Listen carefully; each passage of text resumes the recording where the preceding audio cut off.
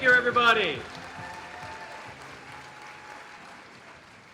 Thank you, Northern Iowa Democrats. And thank you, Catherine, for the introduction. And thank you to Josh Turek. I so look forward to him joining me in the U.S. Senate in January.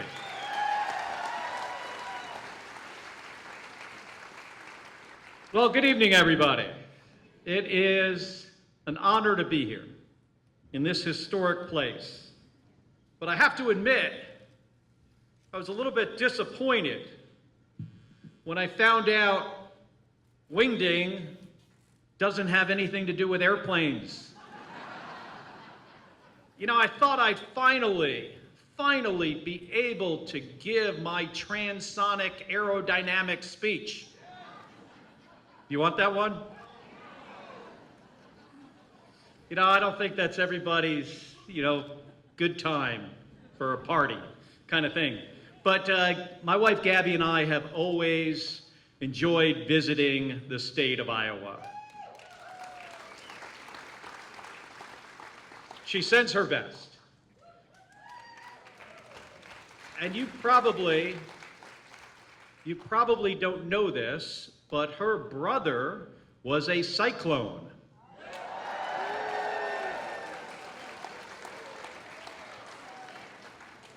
And I can't imagine you know this part.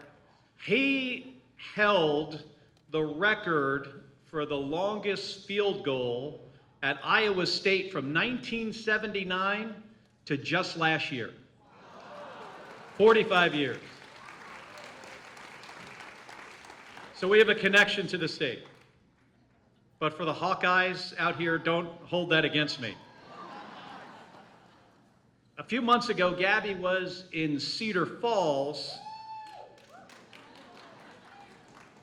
And she was there for the Hearst Lecture Series. And she spoke about never, ever giving up and never backing down.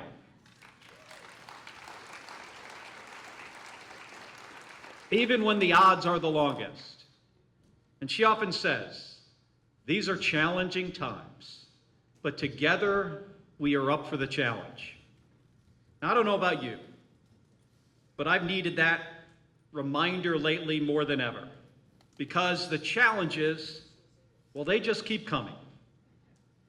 Rising costs and people struggling to get by. The growing chaos that Trump has created in the Middle East. A war that has already resulted in the death of 6 U.S. service members, including 20-year-old Declan Cody, a soldier from West Des Moines. Across the board, this administration is failing in its most fundamental responsibility. And that is that leaders should improve people's lives. And that's what this November is going to be all about. Let me tell you a quick story. So last year, I took my daughter, Claudia, to see the house where we lived when she was born. I was 30 years old at the time, and we lived there until she was like 1. Now she's 30 and has a kid of her own. This was a 4-bedroom house at the end of a cul-de-sac in a good neighborhood. It was out the back gate of the Naval Air Station where I was based as a test pilot. And when I bought this house, I was a 28-year-old Navy lieutenant. I didn't have much money, but that didn't mean a good life was out of reach. And for me, this visit brought back some really great memories. Wasn't the case for my daughter. When we got back in the car, she was frustrated. And the first thing she said to me, she said, "Dad, I don't understand. I mean, you were able to buy that house in that neighborhood, and you were my age, and you were in the Navy? Like, what happened?" And, my daughter and her friends and her husband, they're doing everything right. I mean, they're working hard, they have good jobs, they're saving what they can, and they're playing by the rules. But all of that doesn't get you nearly as far these days. I mean, when I was her age, when most of us were that age, it worked. I'm the son of two cops. I went to public schools. I became a Navy pilot, and then a NASA astronaut, and now a U.S. Senator. I was lucky enough to work hard when hard work still paid off. But people like my daughter and her friends, just like young people all across the country, like people in Arizona and Iowa, they're worried. The cost of living is way too high. Health insurance, groceries, rent, everything just keeps going up. Forget about a 4-bedroom house in a good neighborhood and the anxiety of what is changing around them. That's also way too high. A lot of people, they wake up worried, wondering as they drive to work, is this the day that my job is going to be replaced by AI? And when you get home, you got to figure out, okay, which bills am I going to pay this month? Which bills am I going to pay next month? And which bills don't ever get paid at all? And here's the thing. It's not that hard work stopped mattering. It's just that your hard work, it now makes somebody else rich. You're still generating wealth. It just gets deposited into somebody else's bank account. And the only thing that's going up faster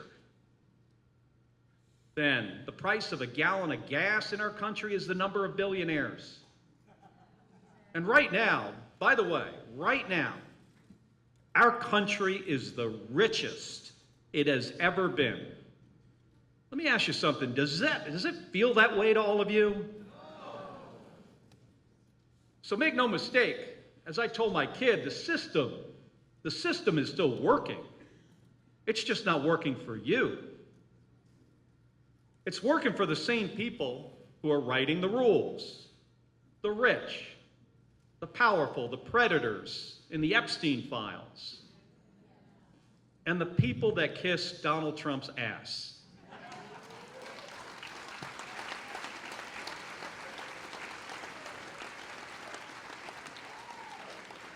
And every time these guys take money out of our public schools, they're saying your kid's future is a bad investment. We've seen that in Arizona, and you're now seeing it here in Iowa. And every time they make medical care more expensive, what they're saying is that corporate profits matter more than your family's health.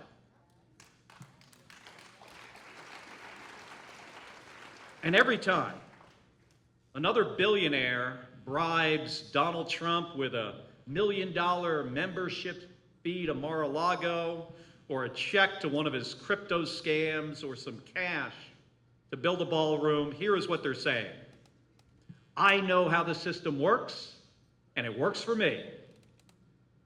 But the country that I risked my life for is supposed to work for all of us.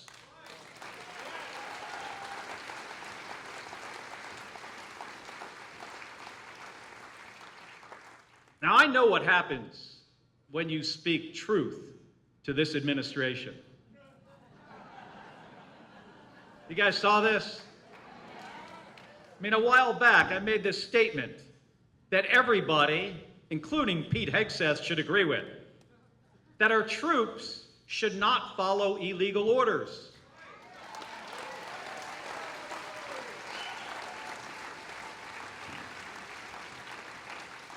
It's pretty basic, and it's common sense. In response, Donald Trump called for me to be hanged, executed, prosecuted. He couldn't even get the order right.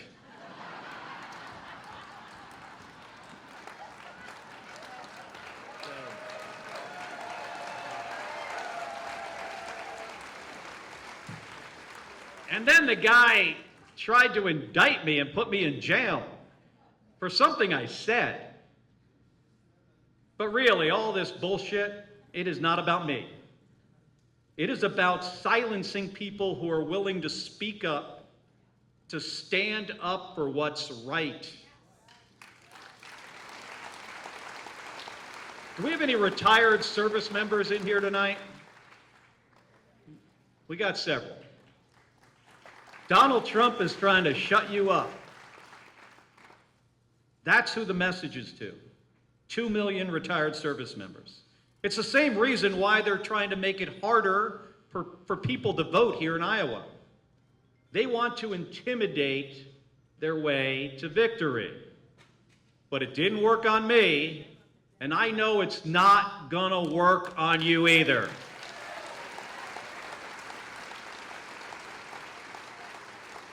And why is that? Well, it's because all of you are here tonight.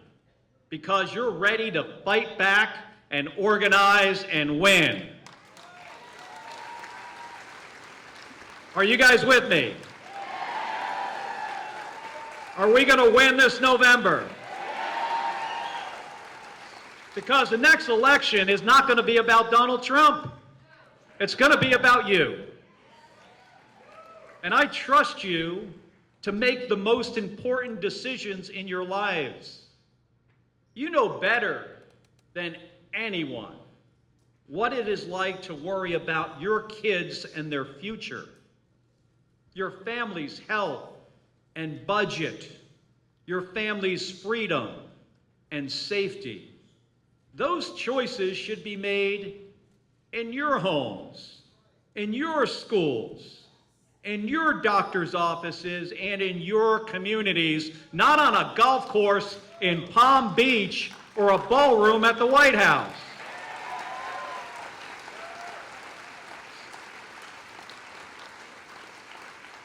And when we flip Congress, when Josh Turek wins this Senate seat, and the state of Iowa delivers us 3 House seats, maybe 4, together we'll be able to lower costs. We can show that your health is more important than Donald Trump's rich friend's tax cut. And we can decide that building homes is about families, not hedge funds. We can make corporations pay their fair share and let families keep more of their own money so they can pay for childcare and groceries and just maybe go on an occasional vacation. Is that too much to ask for? And by the way, we'll be able to fight this corruption, including banning members of Congress from trading stocks. And if you want to talk about corruption for a second, how about that unimaginable corruption that we can now investigate because of Donald Trump and his family, and how he's trying to enrich himself and his family and his friends? We can demand a say in how AI and a shifting economy is going to change what work looks like. And at the end of the day, it means that our kids can dream about their future and know that their hard work will actually pay off just like it did for us. Iowa, are you ready to fight for that?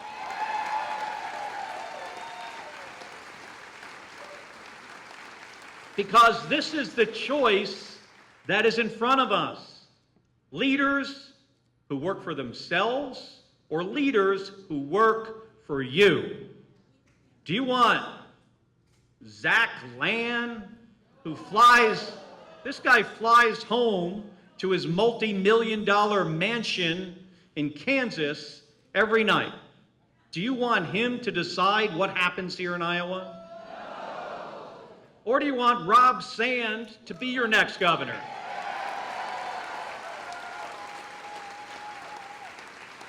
A man who was born and raised here, right here, who built his career fighting corruption and crime. Do you want your next senator to be Ashley Hinston, who somehow managed to get 10 times richer while serving in the United States Congress? Or do you want Josh Turek? I know I do. Who spent his time in the Iowa House trying to get dark money out of campaigns so Iowans can hold their leaders accountable. Do you want Joe Mitchell, whose #1 priority seems to be partying at Mar-a-Lago? You want him to be your voice in the House? Or do you want Lindsey James? Lindsey, who got her start in politics calling out unethical health care in corporations and calling out lobbyists.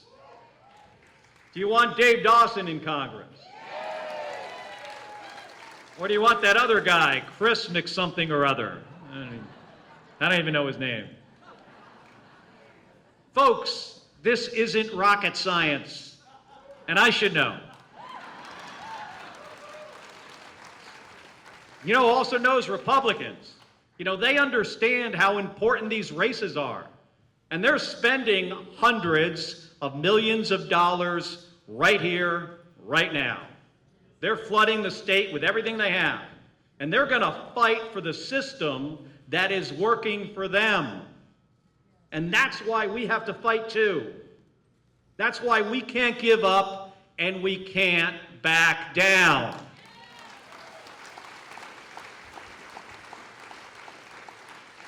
So Iowa, keep showing up, just like you did tonight. Keep speaking up. Speak up for your family, your community, and the future that all of you deserve.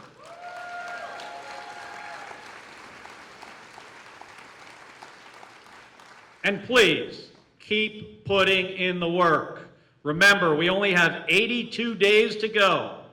And if we work harder than the other side, we absolutely can win. And always remember this, like we say in the United States Navy, don't give up the ship. Thank you very much, everybody. Thank you. Thank you very much.